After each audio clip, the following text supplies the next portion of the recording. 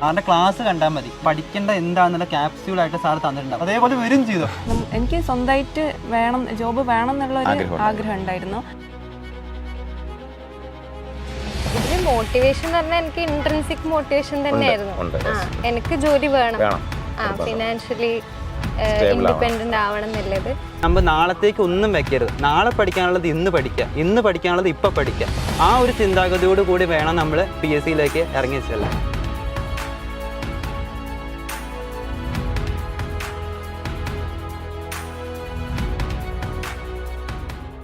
ഇന്ന് നമ്മളോടൊപ്പം ഉള്ളത് സഹകാരി റേസ് പ്ലസിൻ്റെ ഡയറി ഫാം ഇൻസ്ട്രക്ടർ പരീക്ഷയിലെ ത്രിമൂർത്തികളെന്ന് വേണമെങ്കിൽ വിശേഷിക്കാൻ പറ്റുന്ന പ്രസാദ്, നിരോഷ കരുണാകരൻ, അതുപോലെ നമ്മുടെ അനുശ്രീ എന്നിവരാണ്.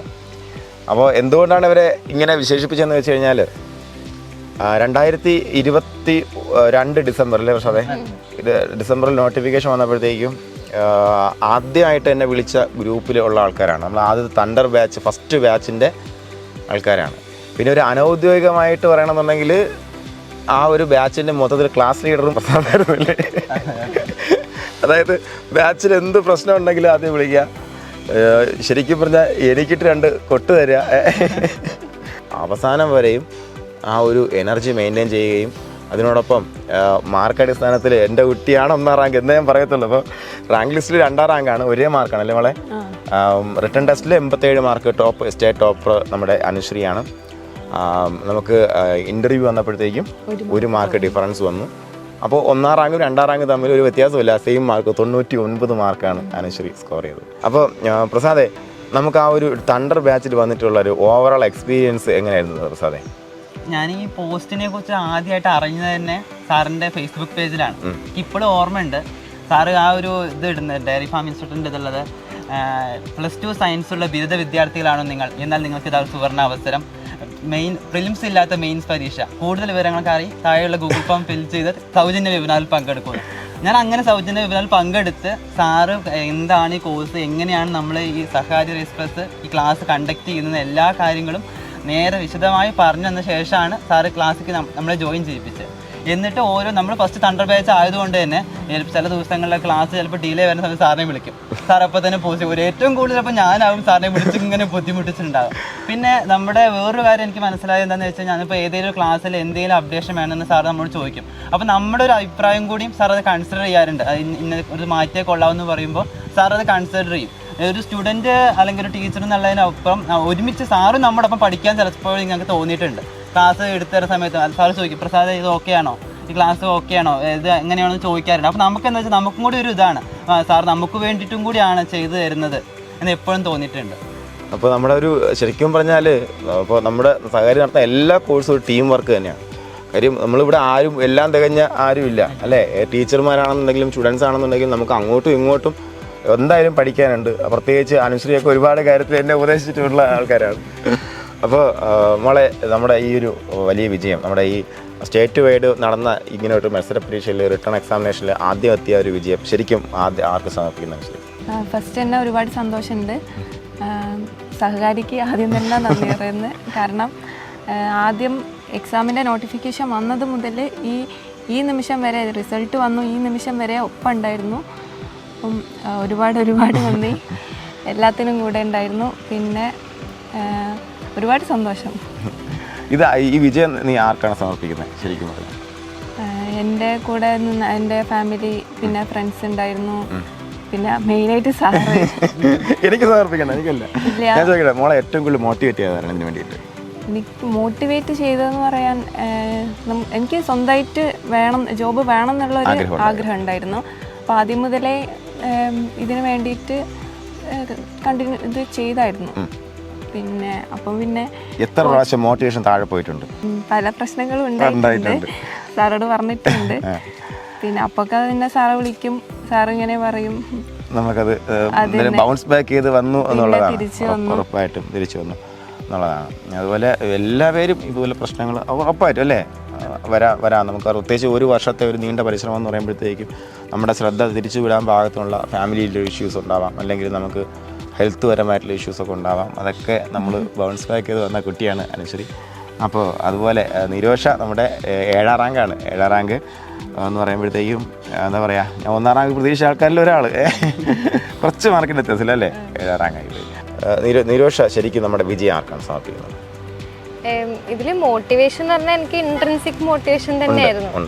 എനിക്ക് ജോലി വേണം, ഫിനാൻഷ്യലി ഇൻഡിപെൻഡന്റ് ആവണം എന്നുള്ളത്.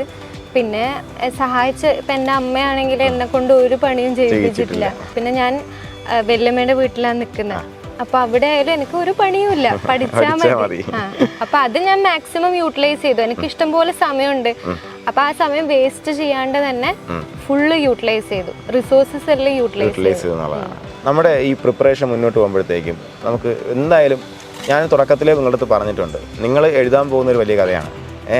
അത് ആ കഥ നിങ്ങൾ പറയേണ്ടത് നിങ്ങളുടെ വിജയത്തിന് ശേഷമാണ്. അപ്പോൾ അത് എഴുതി തുടങ്ങേണ്ടത് നമ്മൾ പഠിക്കാൻ തുടങ്ങുമ്പോഴത്തേക്കാണ്. അപ്പോൾ ആ കഥയെ ഒന്ന് സമറൈസ് ചെയ്യാൻ പ്രസാദേ. കാരണം പ്രസാദ് എന്ന് പറയുമ്പോഴത്തേക്കും ഈ പഠിത്തം മാത്രമല്ല, ഇതിൻ്റെ കൂടെ ഒരുപാട് കാര്യങ്ങൾ ചെയ്തുകൊണ്ട് ഫാമിലിയെ സപ്പോർട്ട് ചെയ്യുന്ന ഒരു വ്യക്തിയുടെയാണ്. അപ്പോൾ പ്രസാദിന് എന്തായാലും ഒരു ലോങ് സ്റ്റോറി ഉണ്ടാവും, അത് പറയാനുള്ള സമയമാണ്. എനിക്ക് ഇത് ഈ PSC ഫീൽഡിലേക്ക് വരുന്നത് എന്താണെന്ന് വെച്ചാൽ, ഞാൻ ഈ പല നാട്ടിലത്തെ ഓരോ പണിക്കിനൊക്കെ പോണ സമയത്ത് ഇങ്ങനെ 10ലും +2 ഒക്കെ ഇങ്ങനെ മാർക്ക് വാങ്ങിയിട്ട് ഇങ്ങനെ അച്ഛന് ചായക്കടയാണ്. അപ്പോൾ വീട്ടിലെല്ലാവരും ചോദിക്കും മോനൊന്നും ആയില്ലേ. കാരണം അവർക്ക് എനിക്കും പറയാനൊരു ഉത്തരമില്ല, എന്ത് ചെയ്യാൻ. ഇപ്പോൾ ഇങ്ങനെ ഓരോ വീട്ടിൽ ഓരോ പണിക്ക് പോകുന്ന സമയത്ത് വീട്ടിലത്തെ സാഹചര്യം എന്ന് പറഞ്ഞു കഴിഞ്ഞാൽ ഇങ്ങനെ കണ്ടിന്യൂസ് ആയിട്ട് ഇരുന്ന് നമുക്ക് എല്ലാ സൗകര്യങ്ങളും റെഡിയാക്കിയിട്ട് പഠിക്കാനുള്ള ഇതല്ല. നമുക്ക് നീടുണ്ടെങ്കിൽ നമുക്ക് സമയം കണ്ടെത്തി പഠിക്കാം. അപ്പോൾ അങ്ങനെയാണ് ഞാൻ ഇതിലേക്ക് എത്തിപ്പെട്ടത്. കാരണം ഞങ്ങളുടെ കുടുംബത്തിലെ ഒരു സർക്കാർ ജോലി ആർക്കും ഇല്ല. അപ്പോൾ അന്നന്ന് പണിയെടുത്ത ജീവിതം അന്നന്ന് തീർക്കാനുള്ള തരത്തിലായിരുന്നു മുന്നോട്ട് പോയിട്ടുണ്ടായിരുന്നത്.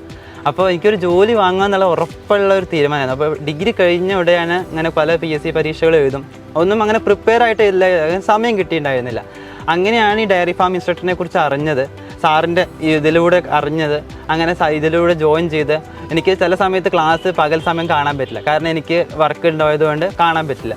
പിന്നെ ചില ഒഴിവ് കിട്ടുന്ന സമയത്താണ് ക്ലാസ്സുകളൊക്കെ കണ്ട് തീർക്കുക. എന്നിട്ട് ഡെയിലി എക്സാമ്പിൾ അറ്റൻഡ് ചെയ്യും, വീക്കിലി എക്സാമ്പിൾ അറ്റൻഡ് ചെയ്യും, പിന്നെ മന്ത്ലി എക്സാമ്പിൾ ഒക്കെ ഒരുപാട് എക്സാമ്പിൾ അറ്റൻഡ് ചെയ്യുന്ന സമയത്ത് നമുക്ക് കുറേ ക്വസ്റ്റ്യൻസ് നമ്മുടെ മൈൻഡിലേക്ക് ഇങ്ങനെ കടന്നു പോവുകയാണ്.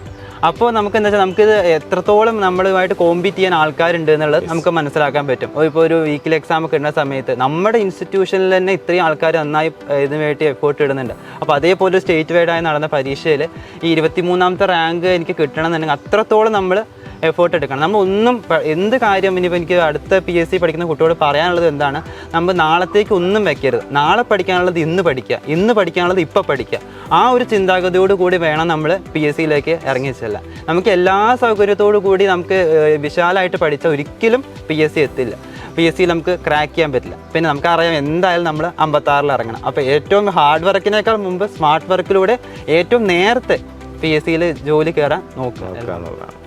നമ്മളെപ്പോഴും വർക്ക് ചെയ്യുമ്പോഴത്തേക്കും നമ്മളെപ്പോഴും പറയാറുള്ള പഠിക്കുക, അതിനോടൊപ്പം പ്രാക്ടീസ് ചെയ്യുക, അതുപോലെ എന്ത് ചെയ്യുക, റിവിഷൻ കൃത്യമായിട്ട് ചെയ്യുക. അപ്പോൾ ഇതിനകത്ത് നമ്മുടെ ഏത് സ്ട്രാറ്റജിയാണ് നിങ്ങൾ ഏറ്റവും കൂടുതൽ നിങ്ങൾക്കൊരു അഡ്വാൻസ്മെൻറ്റ് അല്ലെങ്കിൽ ഈ പറഞ്ഞ പോലെ ഒരു റിഫൈൻമെൻറ്റ് ഉണ്ടാക്കി തന്നത് എന്താണ്? ക്ലാസ് ആണോ, എക്സാംസ് ആണോ, അല്ലെങ്കിൽ റിവിഷൻ എക്സാംസ് ആണോ? എന്താണ് നിരോഷയ്ക്ക് ഏറ്റവും കൂടുതൽ കീ ആയിട്ട് ഫീൽ ചെയ്തത്? ഞാൻ മെയിൻലി ചെയ്തത് ക്ലാസ് കണ്ടു.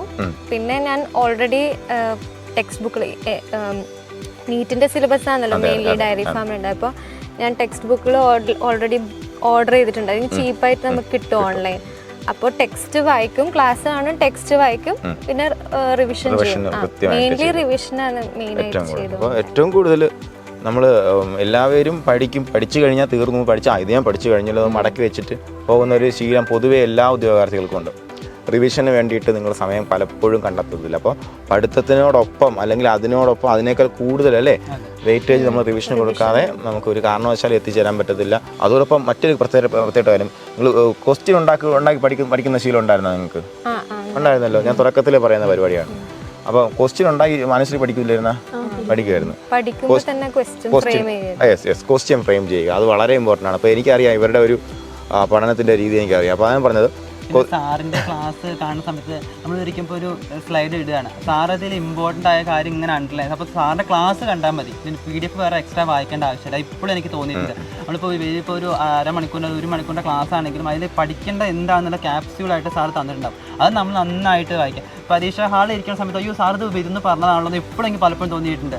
ഇപ്പോൾ മിൽക്കിൻ്റെ ഒക്കെ ഒരു SNFM പാറ്റും നിങ്ങൾ 100 മാർക്കുള്ള വേറെ എന്ത് പഠിച്ചോളൂ ഈ ഒരു മാർക്ക് എന്തായാലും ഇത് അതേപോലെ വരും ചെയ്തു. അപ്പോൾ ഇതിപ്പോൾ ഇങ്ങനെയാണ് ഈ സാർ പറയുന്ന ക്വസ്റ്റ്യൻസ് അതേപോലെ വരുന്നുണ്ടല്ലോ എന്ന് എപ്പോഴും പലപ്പോഴും തോന്നിയിട്ടുണ്ട്. അപ്പോൾ എന്തായാലും നിങ്ങൾ ഈ ക്വസ്റ്റ്യൻ ഉണ്ടാക്കി പഠിച്ച സ്ട്രാറ്റജിയും കൂടെ അവർക്കൊന്ന് പറഞ്ഞു കൊടുക്കും. ബേസിക്കലി ബയോളജി പഠിക്കുമ്പോൾ നമ്മൾ ടെക്സ്റ്റിൽ ഓരോ ലൈനും പഠിക്കുന്നുണ്ടല്ലോ.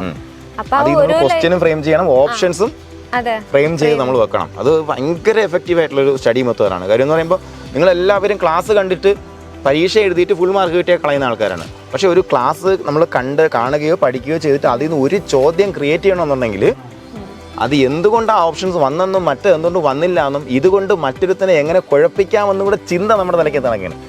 അപ്പോൾ നമുക്ക് സംശയം വരും അല്ലേ?